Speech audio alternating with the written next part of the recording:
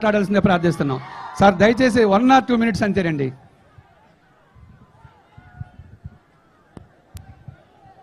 పెద్దలు, పూజ్యులు, పితృ సమానులు, అపారమైన అనుభవంతో రాష్ట్రాన్ని అభివృద్ధి వైపు పరుగులు ఇచ్చిన వ్యక్తి పెద్దలు నారా చంద్రబాబు నాయుడు గారికి, తెలుగుదేశం జాతీయ అధ్యక్షులు, తెలుగుదేశం జనసేన పెద్దలందరికీ, వేదిక ముందున్న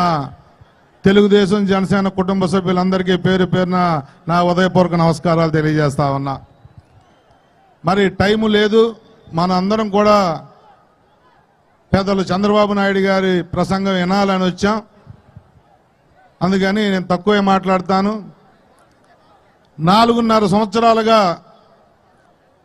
అభివృద్ధి కుంటుపడిపోయి 14 నుంచి 19 వరకు చంద్రబాబు నాయుడు గారు అభివృద్ధి వైపు పరిగెత్తిస్తే అభివృద్ధి అనేది ఎడారిలో నీరు కోసం ఎదురు చూసేంత దౌర్భాగ్యమైన పరిస్థితికి ఆకాశం వైపు చూసే విధంగా అభివృద్ధి అనేది కనపడకుండా చేసిన ఈ దుర్మార్గపు ముఖ్యమంత్రి జగన్మోహన్ రెడ్డి చేసిన దుశ్చర్యల్ని ఎండగట్టడం కోసం, ఈ రాష్ట్రాన్ని బాగు చేసుకోవడం కోసం ఒక పవిత్రమైన కలయిక, ఒక పవిత్రమైన పొత్తే తెలుగుదేశం జనసేన పొత్తు అని చెప్పి నేను మీకు సవినయంగా తెలియజేస్తా ఉన్నాను. ఈ పొత్తులో సొంత ఎజెండా లేదు, ఎవరికి స్వార్థాలు లేవు, ఎవరికి సీట్లు ఎక్కువ తక్కువ అనేది లేదు. కేవలం 175 నియోజకవర్గాలు ఈ పొత్తు గెలిచి ఈ రాష్ట్రానికి మేలు చేయాలన్న ఒక సంకల్పంతో ముందుకెళ్తున్నాం. కాబట్టి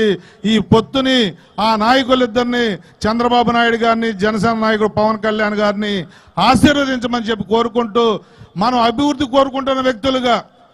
ఈ 4.5 సంవత్సరాలు రక్తపాతాలు,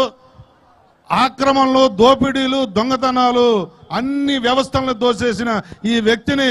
20 సంవత్సరాలు ఈ రాష్ట్ర అభివృద్ధిని వెనక్కి తీసుకెళ్లిన ఈ వ్యక్తిని పారద్రోలి మన బిడ్డలకు ఉద్యోగ ఉపాధి అవకాశాలు, నీటి పారుదల ప్రాజెక్టులు, రాజధాని కట్టుకోవటాలు, ఇలాంటి కార్యక్రమాలు జరగాలి అంటే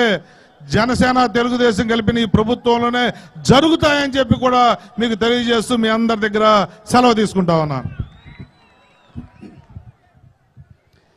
రాష్ట్రంలో రైతు బజార్ల సృష్టికర్త, హైటెక్ సిటీ భవన నిర్మాత, ఉద్యోగులు రాజకీయ నాయకులు వెంబడి తిరగకుండా కౌన్సిలింగ్ సిస్టమ్ను ప్రవేశపెట్టిన ప్రదాత, మహిళల్ని సాధికారత దిశగా నడిపించడానికి డ్వాక్రా సంఘాల రాష్ట్ర దేశంలోనే ప్రథమ స్థానంలో నిలిపిన నాయకుడు,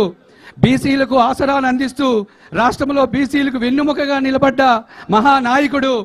ఆంధ్రప్రదేశ్ రాష్ట్రానికి జీవనాధారగా నిలిచిన పోలవరాన్ని 72% పూర్తి చేసిన మహానాయకుడు, గోదావరి కృష్ణా నదులను అనుసంధానం చేస్తూ మొట్టమొదటిసారిగా పట్టిసీమ ఎత్తుపోతల పథకాన్ని సకాలంలో పూర్తి చేసి లిమ్కా బుక్ ఆఫ్ రికార్డ్స్లో స్థానం సంపాదించుకున్న ఆంధ్రప్రదేశ్ నవ నిర్మాత, నష్టాల్లో నడుస్తున్న విద్యుత్ రంగాన్ని లాభాల బాటలో నడిపించిన విద్యుత్ సంస్కరణ వాది, చిట్ట చివరికి రాష్ట్రానికి కిలో 2 రూపాయల బియ్యం పథకాన్ని ఎన్టీ రామారావు గారికి అందిస్తే 5 రూపాయలకే అన్నా క్యాంటీన్ రాష్ట్ర వ్యాప్తంగా అందించిన మహానాయకుడు, ఆంధ్రప్రదేశ్ నవ నిర్మాత శ్రీ గౌరవ మాన్యశ్రీ నారా చంద్రబాబు నాయుడు గారిని మాట్లాడాల్సిందిగా వినయపూర్వకంగా ప్రార్థిస్తున్నాను.